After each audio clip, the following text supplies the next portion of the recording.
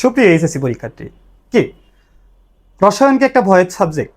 রসায়নে কি 90+ পাওয়া খুবই কঠিন? না, দেখো রসায়নে 90+ পাওয়া কঠিন না, তোমাকে একটু বুঝে বুঝে পড়তে হবে। দেখো আমরা যারা কেমিস্ট্রি পড়াই, আমরা কিন্তু সবসময় চাই ফার্স্ট পেপারে 2, 3, 4 থেকে স্টুডেন্ট অ্যান্সার করুক। কেন চাই বলো তো? এই 2, 3, 4 যে চ্যাপ্টারগুলো আছে এগুলো থেকে অ্যান্সার করলে তোমাকে হয়তো ফুল মার্ক দিবে। বাট আমরা যারা একটু দুর্বল স্টুডেন্ট আছে তাদের কথা আমাদের ভাবতে হবে না? হ্যাঁ, দুর্বল স্টুডেন্ট বলতে আমি এরকম বোঝাচ্ছি না যে কেউ অনেক খারাপ প্রিপারেশন নিচ্ছে বা এরকম কোনো কিছু না।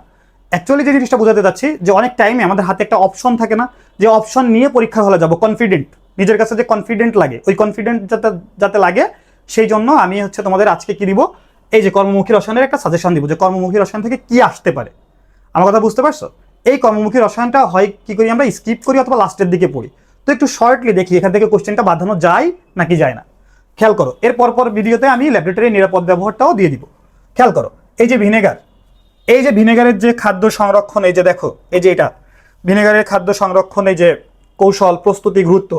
তো এইখানে যে জিনিসটা আমি বলবো, এটা হচ্ছে যখন আমার শর্ট সিলেবাস ছিল, বুঝছো, শর্ট সিলেবাস যখন ছিল তখন অনেকবার আসছে।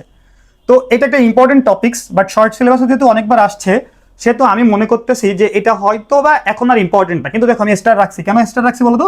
তোমাদের ফিজিক্স সেকেন্ড পেপার কোশ্চেনটা হওয়ার পরে আমার মনে হচ্ছে সহজ হবে না কঠিন হবে, এটা ডিপেন্ড করে আসলে লাভ নাই। যেটা ইম্পর্টেন্ট সেটাকে আমি স্টার দিয়েছি। তো তুমি চিন্তা করবা এই জিনিসগুলো যদি তুমি ক্লিয়ার করে হলে নিয়ে যেতে পারো তাহলে তুমি মোটামুটি একটা ভালো রেজাল্ট করতে পারবা। ঠিক একইভাবে কর্মমুখী রসায়নের আরেকটা টপিকস হচ্ছে বিভিন্ন প্রকার প্রিজারভেটিভস এবং খাদ্য সংরক্ষণ। এইখান থেকে এবার কোশ্চেন আসবে, কারণ কি যে এই ভিনেগারটা এতদিন পর্যন্ত ছিল সিলেবাসে, এবার পুরো অধ্যায় একটা সিলেবাস। তো সেই অধ্যায় থেকে এই যে বিভিন্ন প্রিজারভেটিভস এবং খাদ্য সংরক্ষণ, এটা একটা ইম্পর্টেন্ট টপিকস। এবার আসো কৌটাজাতকরণ। এই কৌটাজাতকরণে টমেটো আর আমকে আমি রাখছি, টমেটো কৌটাজাতকরণ এবং আম কৌটাজাতকরণ, এই দুটা খুবই ইম্পর্টেন্ট। যদি আসে আমার মনে হয় এখান থেকে কোশ্চেন আসার পসিবিলিটিটা সবচেয়ে বেশি। এরপরে দেখো আরেকটা ইম্পর্টেন্ট টপিকস, সেটা হচ্ছে গ্লাস ক্লিনার এবং টয়লেট ক্লিনার। বুঝতে পারছো? গ্লাস ক্লিনার, টয়লেট ক্লিনারে ওই যে মূল উপাদান কিভাবে পরিষ্কার করা হয়, টোটাল প্রসেসটা, এই প্রসেসটা থেকে একটা কোশ্চেন আসতে পারে। তাহলে এই কয়েকটা টপিকস হচ্ছে আমি মোস্ট ইম্পর্টেন্টলি রাখছি।